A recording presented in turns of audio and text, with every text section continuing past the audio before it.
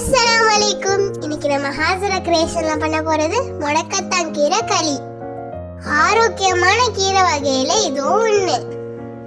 களி செய்ய தேவையான பொருட்கள்: 3 கைப்பிடி முடக்கத்தான் கீரை, 1 முழு தேங்காய், 2 முட்டை, 1/2 கப் மைதா, 2 கப் அரிசி மாவு.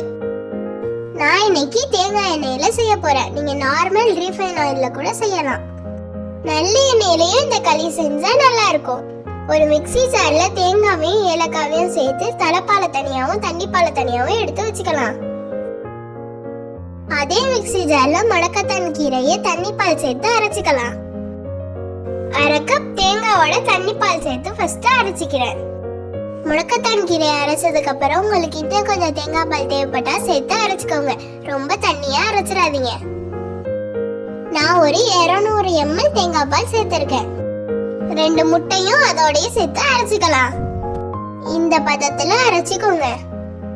அரைச்ச பேஸ்ட ஒரு பவுல்ல மாத்திக்கலாம். அதுல அரிசி மாவையும் மைதா மாவையும் ஒண்ணா சேர்த்து கட்டி இல்லாம கலந்து விட்டுக்கலாம்.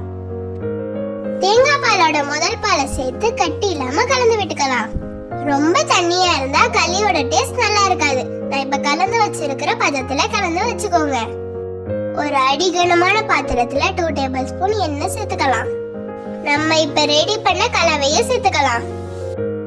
ரொம்ப கஷ்டப்பட்டுலாம் கிண்ட வேணாம். நீங்க லைட்டா கலந்து விட்டாலே களி ரெடி ஆயிடும். ஸ்லோ ஃப்ளேம்லயே வச்சு கிண்டுங்க. ரொம்ப அழுத்தி கிண்ட வேணாம். லைட்டா கிண்டவே இந்த பதத்துல வந்துடும். இன்னும் 2 டேபிள் ஸ்பூன் ஆயில் ஊத்தி கிண்டிக்கோங்க. அப்படி இல்லைன்னா பசுவை நெய் சேர்க்கறதுனால சேர்த்துக்கலாம். களிய அழுத்தி பாருங்க. கையில என்ன பதம் இருந்துச்சுன்னா அது சரியானதா இருக்கும்.